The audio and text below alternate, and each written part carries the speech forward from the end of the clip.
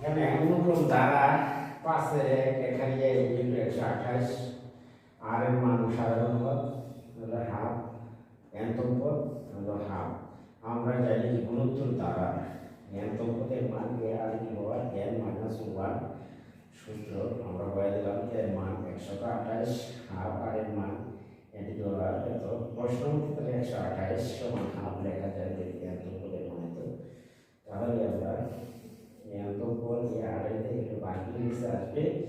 2 গুণ 128 256 1/হাফ এর n - 1 হাফের উপর 8 দিলে 256 ওইটিতে বেস 1/2 1/2 বাদ দাও তাহলে n - 1 ইকুয়াল 8 তাহলে n ইকুয়াল 8 প্লাস 1 সুতরাং 9 সুতরাং পদ সংখ্যা হবে 9। আবার এই গুণোত্তর দ্বারা যেহেতু আর এর মান 1 এর থেকে কম তাহলে সমষ্টি Sn সমান a 1 minus r to the power n। আমরা যদি লিখি 1 মাইনাস r তাহলে এর মান বসাই দিলাম এখানে 128 1 মাইনাস 1/2 হোল টু দি পাওয়ার 9 রসাগু যদি করি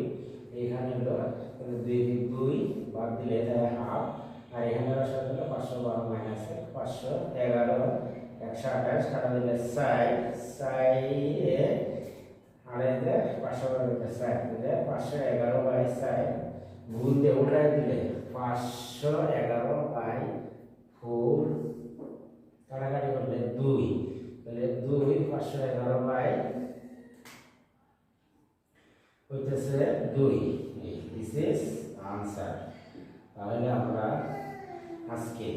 এই পর্যন্ত কাছে রেখে গুণোত্তর দ্বারা সমষ্টি নির্ণয় এবং এনতম পদ বা n এর মান নির্ণয় এই পর্যন্ত আমাদের ধারণা হলো। এবং প্রিয় শিক্ষার্থী বন্ধুরা, যদি তোমাদের কাছে আমার ভিডিও ভালো মনে হয়ে থাকে তাহলে আমার চ্যানেলটিতে সাবস্ক্রাইব করবে এবং পাশে থাকা বেল আইকনটি অর্থাৎ রিসিভ করে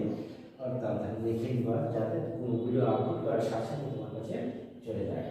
আজকে আমি এখন বলছি আল্লাহ হাফেজ, সুস্থ থাকো।